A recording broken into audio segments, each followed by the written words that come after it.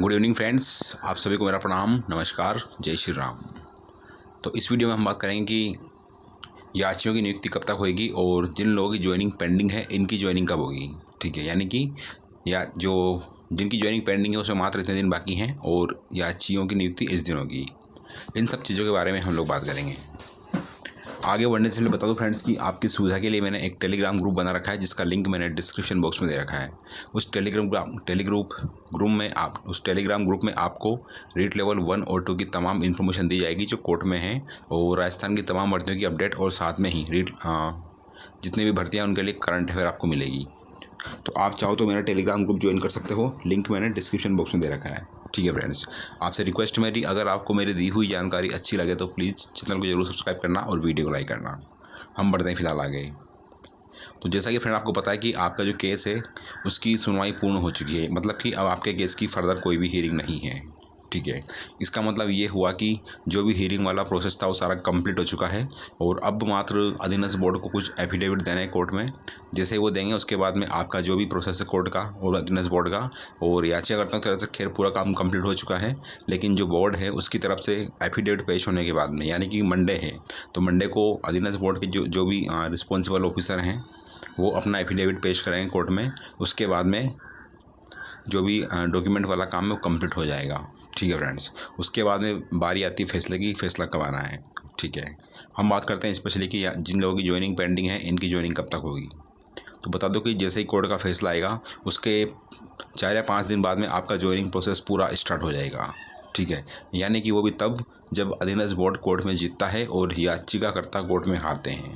अगर याचिकाकर्ता कोर्ट में नहीं हारते हैं, याचिकाकर्ता जीतते हैं, तो उस कंडीशन में ये होगा कि फिर जिनकी ज्वाइनिंग अभी पेंडिंग है उनकी ज्वाइनिंग पेंडिंग ही रहेगी। अब लोग कमेंट कर रहे हैं कि उससे नियुक्ति में क्या फ़र्क पड़ेगा। तो बता दो कि अधीनस्थ बोर्ड नहीं चाहता कि जिन लोगों ने याचिका लगाई है उनका रिजल्ट रिवाइज करे और उनको ज्वाइनिंग दे। अधीनस्थ बोर्ड ऐसा नहीं चाहता, जो कि लग रहा है, क्योंकि वैसे तो कोर्ट में केस किया गया है, लेकिन अगर ये लोग जीतते हैं याचिकाकर्ता तो उस कंडीशन में फिर अधीनस्थ बोर्ड जो भी ऊपरी न्यायालय है वहाँ पर इसके खिलाफ, मतलब कि जो सिंगल बेंच का जजमेंट या ऑर्डर जो भी होगा उसको चैलेंज कर सकता है, अगर अधीनस्थ बोर्ड सिंगल बेंच में हारता है तो। दूसरी बात यह फ्रेंड्स कि अगर याचिकाकर्ता केस जीतते हैं तो आपको पता फ्रेंड्स एक पर्टिकुलर टाइम होता है माननीय न्यायालय का आदेश की पालना में, कि इतने दिनों में माननीय न्यायालय का जो भी आदेश है उसका पालन होना ज़रूरी है। ठीक है, तो उस टाइम ड्यूरेशन के अंदर जो याचिकाकर्ता हैं उनकी ज्वाइनिंग हो जाएगी, और जिनकी ज्वाइनिंग पेंडिंग है उनकी भी ज्वाइनिंग होने की संभावना है। अगर होता ये है कि मान लो कि अधीनस्थ बोर्ड जीत जाता है तो उसके बाद में आप जानते हो कि जिनकी भी ज्वाइनिंग पेंडिंग है उनकी सारी चीज़ें क्लियर हो जाएगी और उनको अब ज़्यादा परेशान होने की ज़रूरत नहीं है। ठीक है फ्रेंड्स, लोग बोल रहे हैं कि जो कमेटी की रिपोर्ट है वही सच है, मतलब वो ही रहेगी और याचिकाकर्ताओं कोई मीनिंग नहीं है, इनकी याचिका खारिज होगी। तो बता दूं कि ऐसा बिल्कुल भी नहीं है। ठीक है, या तो जिनके पास में पूरी इन्फॉर्मेशन नहीं है वो बोलते हैं कि याचिकाकर्ताओं की जो रीट है वो खारिज हो जाएगी, मतलब याचिका खारिज हो जाएगी और इनका याचिका लगाने से कोई फ़ायदा नहीं है। ऐसा सरासर गलत है, ऐसा बिल्कुल भी नहीं होने वाला। ठीक है, अगर माननीय न्यायालय ने जो भी चीज़ें पेश की गई है तो दोनों चीज़ों को माननीय न्यायालय देख करके ही जो भी फैसला होगा वो आपको पता लग जाएगा। बट अभी फ़िलहाल ये कहना गलत है कि याचिकाकर्ताओं की याचिका रद्द होगी और उनका कोर्ट में केस करने से कोई फ़ायदा नहीं, ये सरासर गलत है। उसकी जिनकी ज्वाइनिंग पेंडिंग है वो जो लोग सोच रहे हैं ऐसा बिल्कुल गलत सोच रहे हैं। ठीक है, आपको पता होगा फ्रेंड्स जो पशुधन सहायक की भर्ती थी वो मैटर सुप्रीम कोर्ट तक गया था और वहाँ से वो लोग जीत के आए हैं। सिंगल बेंच से भी वो जीते थे और सुप्रीम कोर्ट तक भी, माननीय उच्चतम न्यायालय तक भी से भी जीत के आए हैं। तो आपको पता है कि उस कंडीशन में सेवा समाप्त माननीय उच्चतम न्यायालय के आदेश से अधीनस्थ बोर्ड ने 52 लोगों की पशुधन सहायक भर्ती में की थी। ठीक है, तो ऐसा नहीं है कि याचिकाकर्ता हार जाएंगे, ऐसा बिल्कुल गलत है। मुझे जो लग रहा है वो ये है कि 5 से 7 क्वेश्चंस के नंबर मिलने की पूरी संभावना है, बाकी तो फिर फैसला आने के बाद में ही कंफर्म होगा। बट ये कहना कि सुरक्षित फैसला अगर लिया गया माननीय न्यायालय ने तो इसका मतलब ये है कि याचिका खारिज होगी, ऐसा अनुमान लगाना या कहना सरासर गलत है। ठीक है, और अगर ऐसा होता है, मान लो कि याचिका खारिज होती है, तो फिर आप जानते हो कोई मतलब ही नहीं है केस का, तो फिर लेकिन संभावना बहुत कम है कि याचिका खारिज हो जाएगी, ऐसा बिल्कुल बहुत कम चांसेज हैं। ठीक है फ्रेंड्स, हालांकि अधीनस्थ बोर्ड की तरफ से भी अच्छी तरह से पैरवी की गई थी और याचिकाकर्ताओं की तरफ से भी अच्छी पैरवी की गई थी। मैं इसलिए बोल रहा हूँ फ्रेंड्स कि मैंने खुद ने भी डॉक्यूमेंट दिए हैं कोर्ट में, और जो मेरे पास जो भी बुकें थी वो सारी की सारी ऑथेंटिक बुक थी। लाइक CBSE हो गया, राजस्थान बोर्ड होगी, NCERT होगी, इनके मैंने प्रूफ दिए हैं, MIT यूनिवर्सिटी के दिए हैं, DU के दिए हैं, JNU के दिए हैं।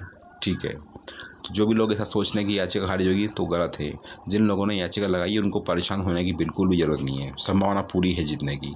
ठीक है, मैं ये नहीं बोलता फ्रेंड्स कि 22 क्वेश्चंस के आपको नंबर मिलेंगे, 5 से 7 क्वेश्चंस के नंबर आपको डेफिनेटली मिल सकते हैं, इसकी पूरी संभावना है। ठीक है, बाकी अगर मैं इतना ही बोलूँगा, जिन लोगों की भी याचिका लगाई है इनके पास में अगर दूसरे ऑप्शन है लाइक पशुधन सहायक, पशु परिचर हो गया, इसके अलावा LDC हो गया, या दूसरी वैकेंसी उनके पास में, तो उनकी भी उनको साथ में तैयारी करना चाहिए, क्योंकि इस बात की कोई गारंटी नहीं है कि कोई जीतेगा कौन हारेगा, अब इसकी कोई कुछ नहीं कह सकता। तो अगर आपके पास में दूसरे ऑप्शन भी है तो उन पर भी आपको काम करना चाहिए। ठीक है फ्रेंड्स, तो ये था। बाकी पॉजिटिव रहना, जो भी होगा अच्छे के लिए होगा। आपको बता दो कि हाई कोर्ट LDC की जो भर्ती थी उसमें भी माननीय न्यायालय ने फैसला सुरक्षित रखा था, और तब लोग ये बोल रहे थे कि याचिकाकर्ताओं की याचिका खारिज होगी, बट ऐसा नहीं हुआ। 1 से 1.5 महीने बाद में माननीय न्यायालय का जजमेंट आया, और जजमेंट में आप देख सकते हो उसमें चीज़ें क्लियर थी कि फैसला सुरक्षित रखा हुआ था।